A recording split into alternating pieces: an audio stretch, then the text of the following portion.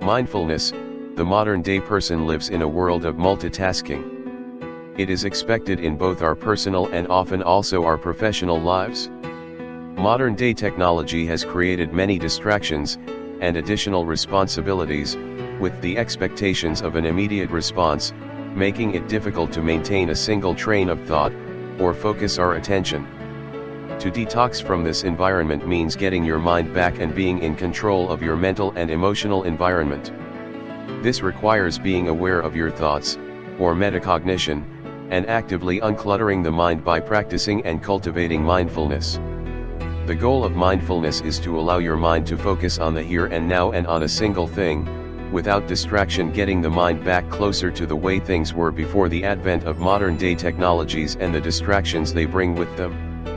Numerous studies have shown that excessive use of technologies, in particular smartphones, especially smartphones in combination with social media, are changing the way people think and are actually restructuring the brain.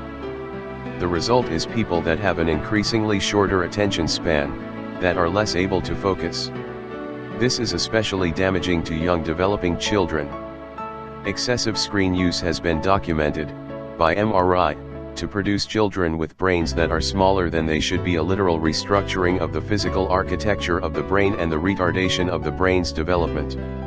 Social norms or mores take time to develop. They have not yet caught up with internet and computer use, which became mainstream and in common use about 1995.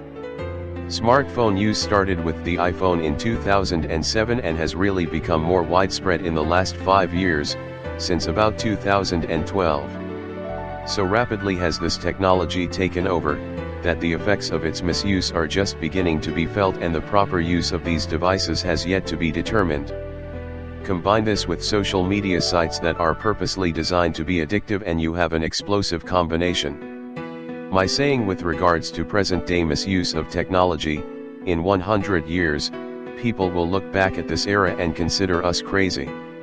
These people of the future will not have an active smartphone by their bedside that they check every hour or two, disrupting their sleep, and be responding to every alert on their personal device immediately. At least that is my theory. So what to do? Some suggestions of the many that can be thought of. 1. Turn off the smartphone overnight. If you need to be available for a son or daughter out late, leave the phone in a mode that only the child's call can be received. 2. Turn off all notifications for social sites, or even better, take a 10-day break. Notify your friends that you will be doing this if need be. Then think about the situation. Were you able to stay away for 10 days? If you weren't, you may well be addicted. Did you feel withdrawal symptoms? Be honest with yourself. If so, you are addicted and these sites are taking you away from the real world, otherwise known as the here and now. 3. Think about the actual and legitimate reasons you need to have the phone with you at all times and see if you can't minimize the necessity for immediate response. This requires placing reasonable expectations of responding to a text or voice message and having clearly defined parameters where there will be no response. Only when there are extraneous circumstances, for example a son or daughter being out late at night, will the rules be broken. Social sites and calls from friends about unimportant things are not considered legitimate reasons for disrupting much needed sleep. 4. If you are addicted, get a clamshell dumb phone and have a support network of concerned friends or family that you can be accountable to. In summary, let's just re-emphasize the here and now. The here, your actual physical location.